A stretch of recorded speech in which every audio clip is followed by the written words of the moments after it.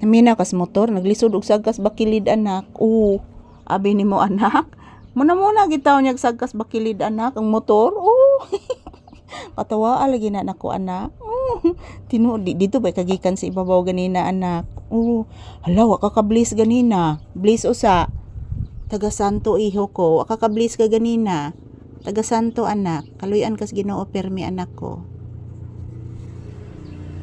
Muna sa motor og sagka anak, makasagka siya anak. Tinuod na anak. Kani mga tao uban anak. Nalangas kaing motor anak.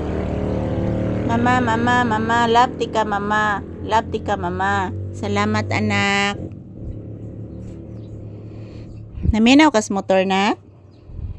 Naminaw kas motor? Langas kayo. Nga napunaan pagigduha ka motor. Oo.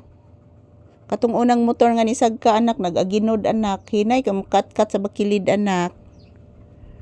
Upo anak. Ayan po guys, once again, good morning. This is a Papi's update ngayong umaga. Ayan po, mapagmahal talaga yung aking papi guys. Grabe ka mapagmahal nito mga palangga yung asong ito. Napaka bait, napaka maalalahanin. Yan po ang aking papi guys. Love na love kainin ako mga palangga. Yan po oh. Pinunasan niya yung aking paa guys. Dahil po siguro nakita niya guys kung anong nakita niya yan. Kaya nilinisan po niya ang aking paa. Good morning and happy Friday. So yan mga palangga, hintay pa din kami ng customer.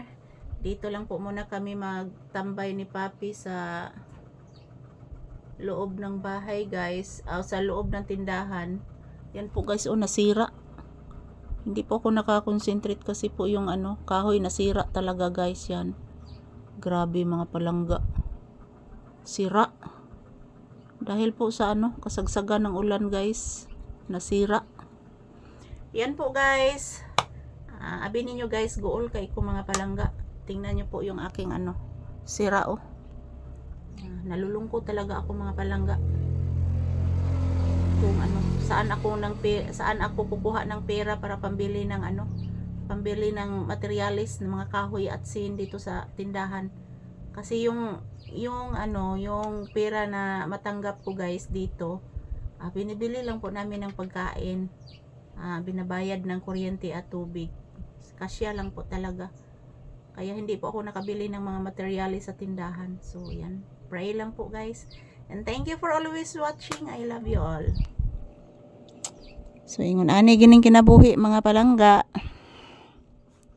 Karon pa ko guys nga naguba na gid na diha guys oh. Ilisdana na jud tanan mga palangga.